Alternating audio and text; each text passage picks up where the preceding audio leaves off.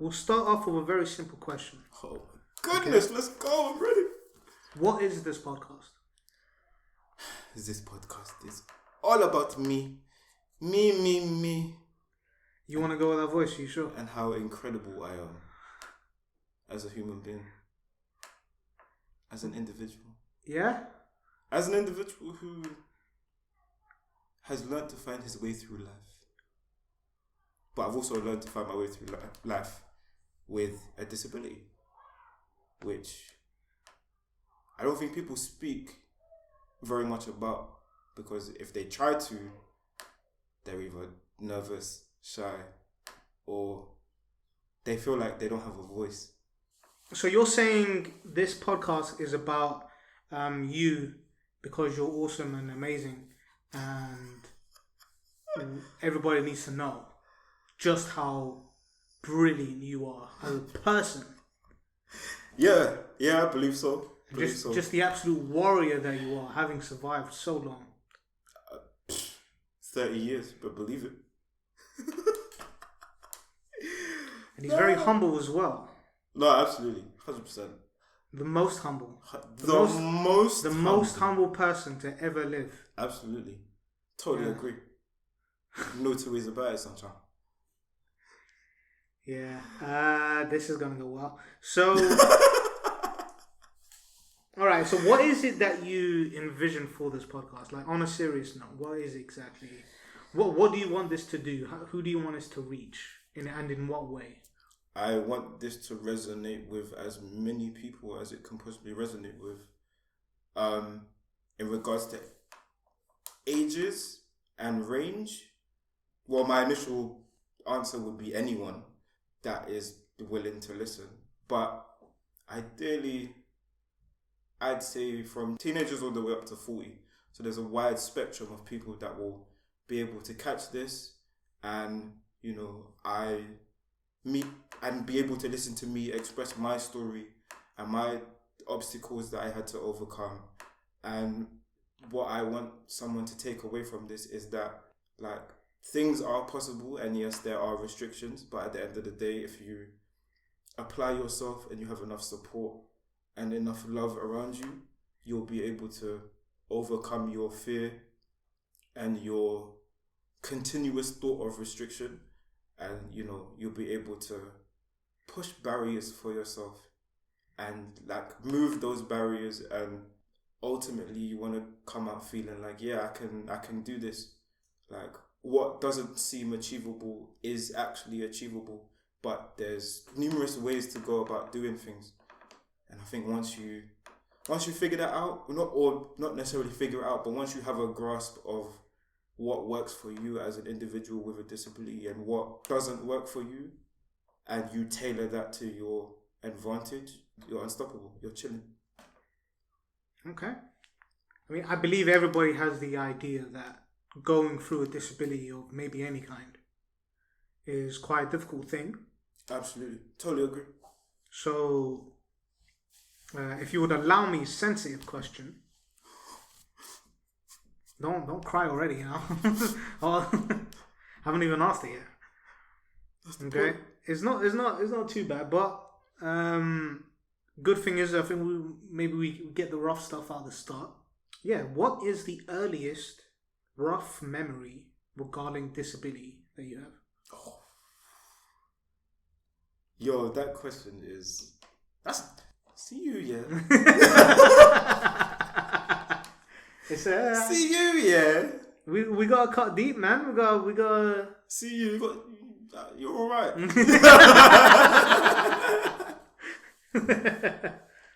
You're not bad. let him know, man. Jeez, you're gonna have to give me a second for this one. Earliest rough memory, is that in anything specific or just at any portion in life? Just dude. What would your earliest memory? I guess your earliest memory of it being genuinely difficult. Ooh, okay. I'm gonna start with socially, because I think socially is when it clicks from early that And it's when you start to understand that you are different, and like there's not too much you can do about it from on the outside, because that's just how you are, innit? That's just, it's all you know. It's how you were born, and you know, when you finally get a chance to like step out into the world, and you're not with your like immediate family or people that know you from the very beginning, when you kind of have to like hit new game on life, for example. So that could be like going to, I don't know, first day of school, you're with people you don't even know. So I think in terms of difficulty, it's just being able to like feel like you fit in. Fitting in is a very important thing, I think, that people start to deal with early, especially when they're going into a new environment. But I was lucky because I went to a school where all the kids have some form of disability. So when you're in a school like that, you're not seen as any different, because these kids have disabilities themselves. And within that, you feel like you're not alone, or you're not made to feel different, because each kid has their own personal thing that they have to deal with as well. So it doesn't necessarily mean that because you're in a chair, you can't socialize or connect with other kids. So I was lucky in that sense. I wasn't made to feel like a outsider in any kind of shape or form, because the environment I came up in terms of school, education period, people were like me. So I never really felt that loneliness or that confusion, or that, I don't really remember myself asking any questions of like, why am I the way I am? Because all the other kids around me had something of their own that they had to deal with. And a lot of kids had it worse than I did, in terms of they weren't able to like speak. They had to communicate with like devices that helped them talk, etc. So when I was old enough, I started to realize that I don't have it as bad as a lot of these other kids, because I'm able to communicate. I'm able to vocalize and say what I want to say, like how I want to say it, and there's no issues. My thing was more physical, in terms of being unable to walk. So I've never had the experience of walking independently. I think most of it is just getting to grips with understanding your disability and how to manage with it. I think that's key, man. That's huge. Because once you have a grasp of that, you're good, man. It's like most people who are trying to figure it out early in life, whether you have a disability or not. But there's just other things that people with disabilities have to contend with as well.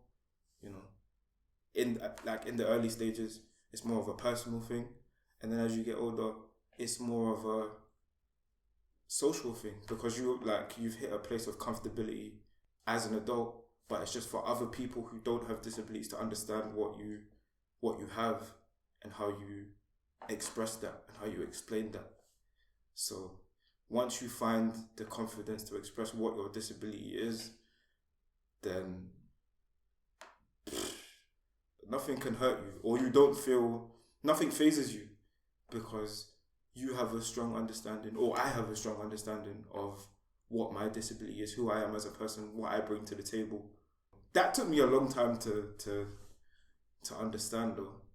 That took me a long time to understand, because I had a lot of fear, like internal fear, growing up. Like, I was afraid to do things by myself. I was always asking for help, even though I didn't really need it, because I wasn't sure in myself if I was able to do something so simple. I was always afraid of like what the hazard would be if I tried to do it myself. So in my mind, the best option would be to ask somebody. Not to say that I didn't want to ask somebody. My family were always there to be like, if you need something, let us know and we'll help you. And I was cool with that. So I had no problem asking for help if I needed it. But there was going to come a point in time where I'm going to have to learn to do these things on my own. Do you get what I'm saying? So, like, you need you need some level of independence as you get slightly older, because your family aren't always going to be around to be there to provide you with that help. So you got to learn to do things on your own, in your own way. And like, if you can find an alternative, then cool. But yeah, the early years was just figuring it out. And then, yeah, I think once you've got everything figured out nice and early as a young kid, and people accept you and appreciate you for the way you are, and you feel valued by other people as in the people that love you, and then once you value yourself, that's a recipe for success, man. That's a recipe for success for anyone, let alone myself. So yeah, man, that gumbo is tasty. But in terms of a specific, like, rough memory that you have, is there nothing that you can, like, or maybe not, you're not necessarily comfortable speaking about? Do you mean rough memory as in a bad incident, or maybe a particular time where it was difficult to think about, or it was difficult to go through? Something actually regarding this disability where it was like you had a moment where you legitimately were just against this fact that you had to deal with this. Like, maybe somebody treated you in like a bad way in regards to your disability. If it's too sensitive of a thing. No, do you know what? It's just like, it's not that it's difficult to talk about. It's like, it's literally hard to think of something on the fly, like, just like that. I would say, I mean, that's definitely a positive though, because it shows how far you've come in that. Maybe, I mean, you know, who knows? Maybe nothing happened. Or maybe stuff happened, but you got through it. I was able to brush those things to the side. You brushed them all to the side, to the point where they're now no longer even a fact. It's difficult to even try and remember. Like, that's a big win. Well, it's difficult from a young age, because obviously you're a kid, and like you know what I mean. You're less developed. Yeah, and like when you're a kid, you're less developed. You're not really aware, like. Not that you're not aware of somebody that is, you know, trying to like upset you or whatever. I'm sure there have been times where, you know, people have upset me as a kid, and I'm cry or whatever, and then you kind of just move forward. Maybe it's not necessarily even like to do with another person. Maybe it's just a certain instance where something was made so much more difficult because of your disability that could give you a certain level of anxiety. Or it can give you a mental moment of, like, I don't want to say depression, but just a low moment as a result of it. Did you ever go for anything like that as a kid? Well, just your earliest memory of it. Maybe not necessarily as a child. I remember more stuff as an adult than I do as a kid. So I don't know. I guess it's just the normal things of feeling different, feeling like you would be left out. Just because you are different, like feeling left out of activities with other kids, or feeling left out, other activities, feeling different because you know you have a chair. Like, obviously the chair is the obvious thing. So I think at some point in time you're gonna care about people's perception of you and their opinions and stuff. But obviously you're younger, so when you're younger, it's about like trying to find your friends, and you know what I mean, find people that, you know, you want to be like them. You want to be like them to the best of your ability, but it's like you have this big piece of metal with 4 wheels, and it's like, that's not gonna, you know what I mean, that doesn't disappear. That doesn't go away at the click of a button. That's there with you. So your wheelchair is your best friend. It gets you from A to B. Yeah, I don't know. Just, feeling like you're going to potentially be left out of things. I think these are all like, when you go somewhere new for the first time, you don't know anyone, is it? So, And I think that happened in each stage of my life, especially with my school being for kids with disabilities. It went all the way from like nursery all the way up to year 11. And I decided to leave after my GCSEs because I needed a change and I needed some level of independence. So I felt like college was kind of like the next place to kind of take that first step, because it did give me a sense of independence in terms of using public transport and how to cross roads safely with a chair. And, you know what I mean? So that was a big moment in itself. Like I'm 16 now at this point. I'm going to, my enrollment at Stanmore College. I've gone with my brother now as like a support thing, innit? As a support person, just to be there, just to make sure I'm straight. But at the end of the day, these are all things that I'm going to have to learn. Like I'm going to have to learn to be out in public and learn to find different routes for my chair if something isn't right, or, ask questions if certain things aren't right, or, just have more self-awareness of things that need to be changed. This isn't right. How do I go about doing this? Have more self-awareness, have more confidence in the way I present myself.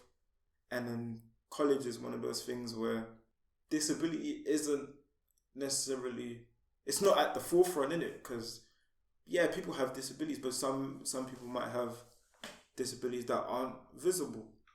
So I feel like everybody else can walk and is quote unquote normal, whatever that is, whatever normal means, because each person's normal is a different definition, no? So you're going from a place where kids have disabilities that are visible when you can see it, and in your eyes you feel like the only person in the chair until you meet somebody that is also in a chair like you. So there's some level of common ground, but that's not on your mind as soon as you get there. You're just like, I don't know these people. I don't know how they're gonna treat me because I look obviously different. You have all these things in your head, like, it's nerve-wracking. But then you come to realize that, for me personally, people were willing to help more often than not. And I think that once you realize that, like, people are just curious, innit? People are, if you don't know, if you're ignorant to something and you're keen enough to ask questions, you ask questions. And then, it was up to me how I present that answer. So somebody would ask me, or you would ask me, for example, like, why are you in a chair? And I wouldn't really have like a definitive answer. I would just be able to say like, I can't walk. Not too sure necessarily why, like in terms of, the scientific, like, you don't have to break down the biology. All I would say is I can't walk, and I was born with cerebral palsy. And obviously I'll get into what cerebral palsy is in a bit. But I don't think I had the awareness back then to be like, this is what cerebral palsy is. So obviously that took some research and understanding of self. But man, like, you come to realize that people are just curious, and people just want to know. Obviously you're gonna have those like preconceptions of being bullied and being teased. Were you ever bullied or teased for your disability? You know what? No. Nah, not really. Not that I can think of. I've been fortunate enough to be around people who don't do the whole bullying thing, don't do the whole teasing thing. I've been lucky, man. And I think that's also to do with the fact that, like, I don't come across... What's the best way to explain it? It sounds to me... Yeah. Like, because you had such like a positive environment. I've been lucky. It sounds like you were blessed with a positive environment, and going to the school that you went to for children with disabilities. Mm-hmm. I feel like that has given you more insight, or it has awarded you an understanding that everybody has problems. Yeah, for sure. So you tend to, I feel like you especially tend to count your blessings a bit more. For sure. Because like you said, you've noticed that a disability can be invisible. And even for people like, obviously, because they're kids, all different kinds of disabilities. So because I've come from that background, now as an adult, for somebody who doesn't know what that is, I can be like, oh, this is this, and this has an effect on this. Even though I don't have the disability, but I knew somebody else that has it. I'm able to explain what that disability is, even though it hasn't affected me personally. But I know enough to be able to educate somebody else. Mm-hmm. And I feel like, to me, that is a huge benefit, because somebody might not know what epilepsy is. I could be like, oh, this is epilepsy, and this is what causes it, because there were kids in school that had epilepsy, or this is Down syndrome, and I know this because there were kids in school that had Down syndrome. Being there naturally, I've just learned enough basic things to know what different things are. I'm happy about that, because it means I didn't come away from school not taking anything in. I subconsciously learned what other disabilities are because I've seen them firsthand. I've seen somebody have an epileptic fit. I've seen somebody who has Down syndrome. I've seen somebody who has a different form of cerebral palsy to me, because cerebral palsy doesn't come in one form. Like, it can be different things. There could be somebody who has a very mild form of it. Like, they might walk with a limp. They might not walk at all. They have a wheelchair, like myself. That's what makes it so interesting. Because somebody else could be like, oh, I have cerebral palsy. And I'm like, okay, so cerebral palsy isn't just someone who's confined to a chair. There's different levels of it. So there's a common ground there. I've learned more from that 2 seconds of speaking to someone who has the same thing as me, but they don't have a chair. I do though. Same thing. You've learned something there. That's knowledge you take with you for the rest of your life. I would say this is a good point to ask a just basic question of, because you did say you wanted to get into it. What exactly is cerebral palsy for the people who don't know? So cerebral palsy, as far as I'm aware, I don't have like 100% answer on this, but your brain sends signals to different parts of your body. Obviously, this happens mad quick. I'm doing a robot for anybody. Do you know what I'm saying? He's doing it very well. Nah, it's terrible. I'm glad there's no YouTube for this one, because but yeah, your brain sends different parts of your body, and obviously that communication creates the movement for what you move. I don't know if that's the best way to explain it, but you get what I mean. The brain sends signals to your body in order for you to get your muscles to move. Basically. To move whatever, you think. Yeah. So cerebral palsy is like, there is I wouldn't say a disconnect, but like, for some reason, the signal doesn't register to that part of your body, or like the lower portion of your body, or depending on wherever it is. That signal could be delayed, or so I could try to stand without holding onto anything, and I'll just hit the floor. I'm fine. Like, I still have sensation in my legs. I still have a strong range of movement. I wouldn't say full, because obviously there's limitations, but I have a strong range of movement. But for some reason, when it comes to standing, your brain's just like, nah, mate. And it's different. Sit down. And it's different from person to person. It varies. But yeah, essentially that is my understanding of cerebral palsy. Anyway, it's fun, man.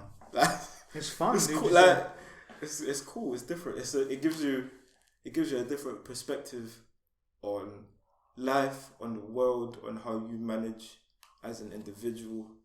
It's different, man. It's different. I wouldn't change it for anything. Really? Well, going down hills is fun, man. Going down hills is fun. So you see it as a positive? Yeah, absolutely. You don't see it as a negative at all? Absolutely, I see it as a positive. It's taken work to get to this point, like, in terms of the mental and, what I'm capable of doing. Obviously, I've made some mistakes, but who hasn't? Like, that if you don't make mistakes, you won't learn, innit? So, to me, like, this is cool, man. Get free parking. Like, yo, listen, man. It comes with its perks. It comes with perks. It really does, man. You cut the queue at Thorpe Park. Listen, man, I'm telling you, what? There were times in school where, like, every end of year, there would be a massive school trip to Thorpe Park. So, like, most of the kids, like, black taxis would come to the school, pick us up, and then, like... Didn't all go on coach? Nah. So it was all black taxis, man. Yeah, so they would like drive us to Thorpe Park for the day. The taxi drivers were chill as well, so they're all having a good time. They're like, yeah, cool, you know. Yeah, that's fun, man. And like when you're in the queues for rides and stuff, because you have a disability, you can fast track the queue and cut the queue. You'd be front row. But it even happens in places like, where did I go recently? I went to Primark with my sister, and like it's not very often that like she comes out with me, or like obviously I'm going to Primark, but she was like, we were in a queue and there was quite a few people. Oh no, the Primark queues lately have been problematic. Have been problematic. Sorry. Yeah. But we like there was quite a few people in the queue, and I said to my sister, like, don't worry, come, like we can skip. No, because obviously we can actually skip the queue. Yeah. Like if you have a disability, you don't have to like wait in line. You can just you basically go around, and there's like a bit where wheelchairs can pay for stuff. So that's a perk in itself, like, you know. I think it's good that you focus on the positives. It's cool. Yeah, man, it's cool. Going to concerts, like tickets are a bit cheaper for disabled people. I didn't say that too loud just in case anybody wants to. I don't know if you can hear me, but I said tickets for disabled people. Yeah, yeah, but tickets for disabled people are cheaper. Like, and the thing is, I only started going to concerts this year, so that was something on the bucket list for me. So when I was finally able to pull that off, I said, these are how much tickets cost for like a disabled person to be in a bay and watch a concert. And I was like, yo, this is sick. So from that one opportunity I took and tried it, I've been to a few this year, and like I got a few more coming up. But yeah, man, I'm learning every day. Learning every single day, man, to be honest with you. And it's cool, man. It's cool. Like, the fear hits you at the beginning, but I think once you come to understand how things work and what you're entitled to and what you're capable of doing, and once you have that full kind of connection and everything clicks, you're cool, man. You're cool. Okay. You're cool. That's a very positive outlook, and I think it's warranted, and I think it's very beneficial to not just for you to say, but also for people listening to hear. There are days where it's tiring, though. I will not lie to you. I know you were gonna get to the negatives, well, not necessarily, but yeah. But yeah, like there's. Listen, I'd be remiss if I missed out some of the negatives, because I can't just sit here and be like, this is all good all the time. I don't believe that that's what you're saying, though. Yeah. I don't believe you're saying that it's all good all the time. You're focusing on the positives, which is what most people should do. Yeah, for sure. In general through our life, I believe. For sure. You know, so I think I don't think there's anything wrong with you saying it's all cool, it's all good. You know, because obviously we know everybody struggles. Yeah, absolutely. Would you want to state what some of those struggles are, like on a day-to-day basis? Do you want to talk about it? Just finding the energy to push your chair every day is one thing. I think that's the key one, you know, because there are some days where it's like, I'm tired, bro. Like, I'm actually burnt out. Pushing the chair all day until you go to sleep, regardless of what time that is I think it's Is this something that you never really get underrated. used to? Yeah. You get used to it because you do it without thinking. You do it every day, yeah. But there's days where it catches up with you and it's like, yo, man, let me just, not today, let me just relax. But, you know, with me, I know that there's things that need to get done in a day, and I'll try and do those things regardless of how tired I am, because, you know, I never let myself get too caught up in the fact that, oh, I'm tired. Like, if I can do something, I will try my absolute best to do it. Do you know what I mean? So, but yeah, there are some days I'm just like, I can't be arsed, man. Not today. I'll save that for tomorrow.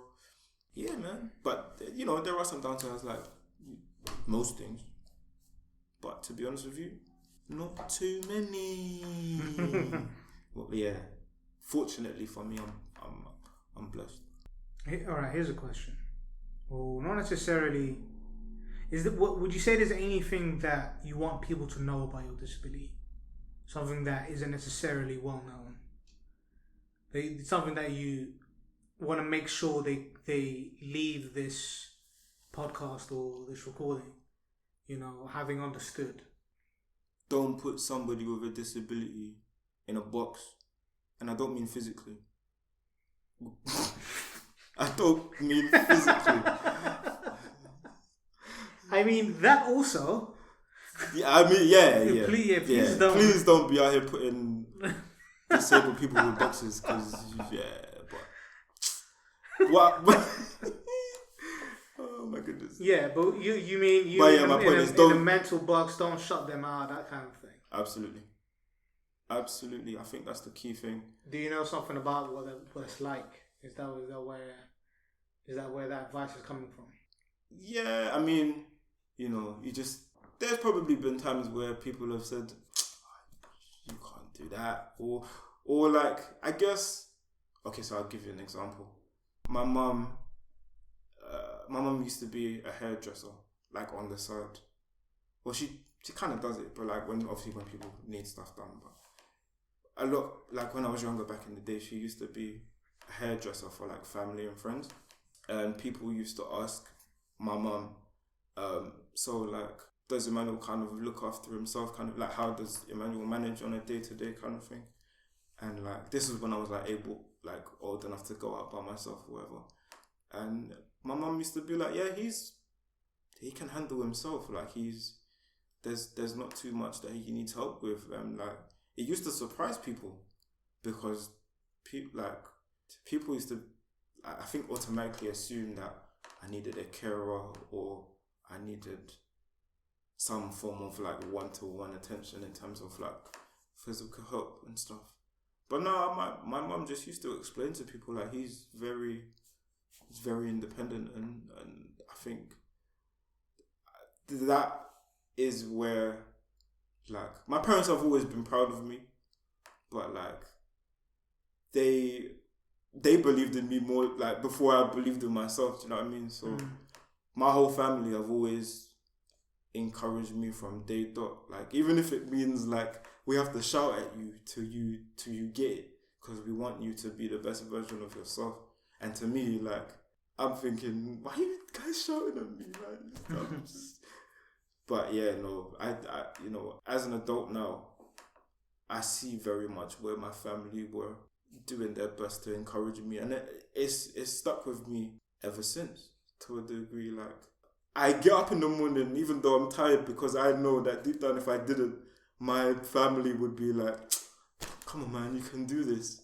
So they are what drive me to get up every morning and go to where I need to go and do what I need to do. Like, they believe in me more than anything, and I think that's a big portion of what keeps me driven, determined, focused with the everyday things, whether it's like applying for a job or just those things where you need to put in that extra bit of effort.